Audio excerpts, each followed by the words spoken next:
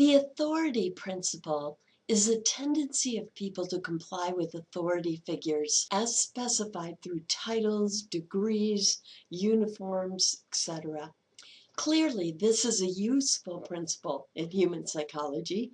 We are all thankful that people tend to follow authorities by only turning onto on-ramps and off from off-ramps.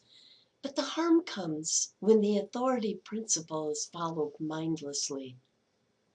Milgram's famous obedience study showed how far people will go when following the orders from authority.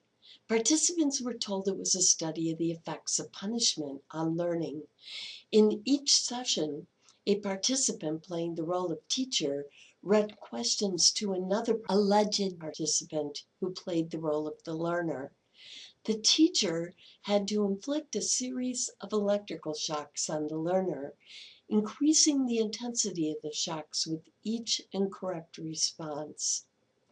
An impressive array of shock switches were clearly labeled with voltage and text. So, for instance, slight shock, strong shock, intense shock, to the highest labeled danger, severe shock, 450 volts.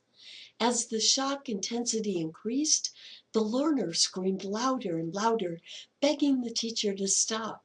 However, anytime the teacher hesitated, the researcher, dressed in a white lab coat, told the teacher the study must continue. Do you think anyone went all the way to the 450 voltage danger switch? A group of 39 professional psychologists predicted that 1 in 1,000 would. The results were truly shocking. In fact, 65% of the participants complied to that extreme. Fortunately, the learner was just an actor working for the experimenter, and no real shocks were administered. Marketers are using the authority technique when they use a doctor as a spokesperson recommending a medication in their ad, a car mechanic recommending a brand of car battery, a pilot commending the safety procedures of an airline, for example. And the authority technique is not only displayed in ads. We run into this often in our lives. A physician prescribes a series of medical tests for you. A tech advises you to purchase new software. An auto mechanic claims you need new brakes. Credit card companies change their terms. A flight attendant asks you to switch seats with someone else, and so on. Usually, we comply. Clearly, complying is often functional.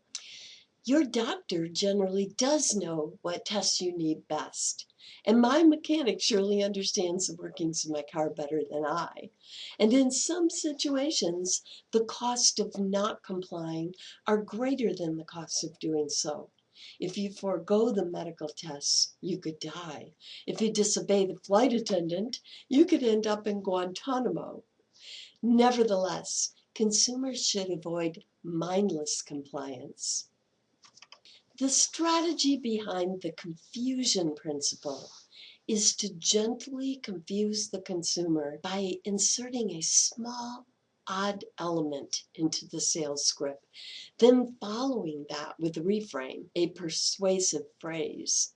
The disruption appears to have a distracting and confusing effect, which prevents the consumer from critically evaluating the relatively simple reframe that follows. So in one study, consumers in the disrupt then reframe condition heard this: "These Christmas cards are 200 pennies. That's $2, guys, a really good deal." Those in the control condition heard this: "These Christmas cards are $2. That, guys, is a really good deal." Consumers in the disrupt and reframe condition bought over 50% more cards than in the control condition. The trick here is that it must be a gentle confusion, a small oddity. A more brutal confusion would brutally awaken the consumer into a state of careful scrutiny of the sales script. Infomercials and shopping networks are notorious for bombarding drowsy viewers with the "that's not all" technique at 3 in the morning. It works in the opposite way than does the lowball technique. Remember that one? Instead of decreasing high initial expectations, consumers are offered a seemingly too good to be true deal, then a better and better deal before they even have a chance to carefully evaluate the initial deal. Long before the consumer can generate counterarguments, free gifts, more discounts, etc., are added one after another. Today is a special promotion. The Jingsu stainless steel block knife set has been reduced in price from $299 to $89.95. You heard me right. That is a fourth of the original price. And I'm even going to throw in free shipping. And order right now and we'll throw in a free pair of kitchen shears. And wait, it gets even better. If you order with a credit card, we'll make the first payment for you.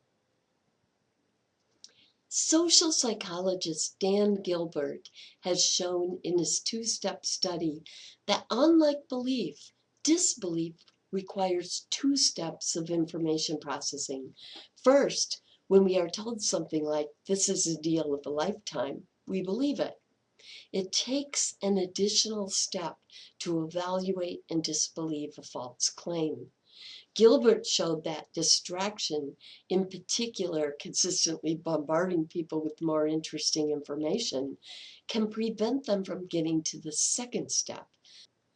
There are two criteria, though, in order for the "that's not all" technique to work in marketing. The first is to make the initial offer sound really great. Do you really think the knives ever sold at $299?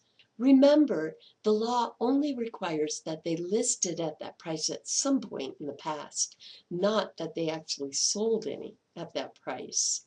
So trick number one is to make the deal sound so awesome that clients are already seriously thinking about grabbing it.